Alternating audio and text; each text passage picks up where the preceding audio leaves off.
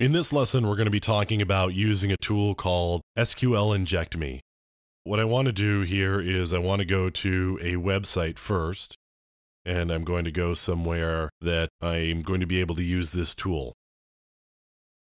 I've got a system on my local network, and I've got to log in here. And now we're just going to go over to this particular one here. And now I'm going to bring up the SQL Inject, and I'm going to open up the sidebar. And now you can see I've got some different buttons here that allow me to test all forms with all attacks or test all forms with top attacks.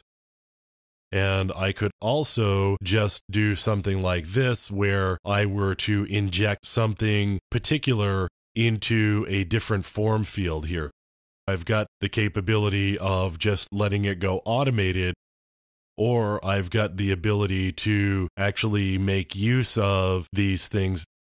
Let me open this up here so we can see it a little bit better here, because I can't see the right edge of this one.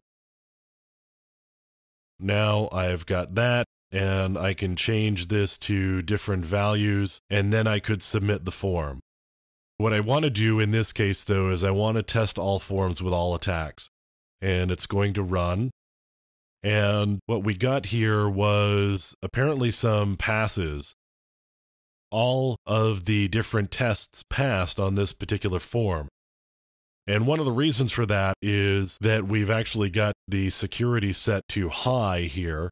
Now, if I were to set the security to low on this particular web application, this is Damn Vulnerable Web App, which gives me some capabilities of playing around with different things. And if I change this to low and then run it again, and actually it passed on this pass too.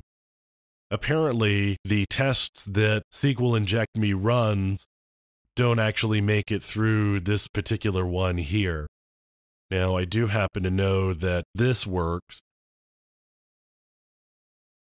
This particular SQL injection works, but it's a particular type of SQL injection where we're looking for a string that looks similar to this, and SQL Inject may not have actually done that particular type of testing, which actually shows you the limitation of some of these tools.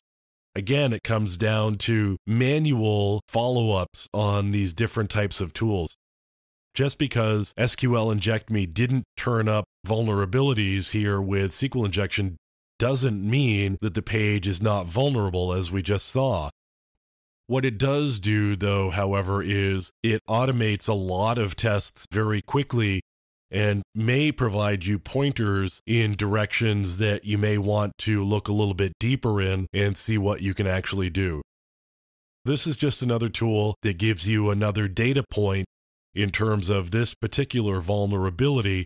But again, as with most tools, don't rely on it being the final answer in whether a web application is vulnerable or not. What this is doing is giving some quick tests on a subset of potential SQL injection strings. And it may not actually include the particular string that this application is vulnerable to. You still want to be able to do some manual testing and maybe throw some other tools at it as well.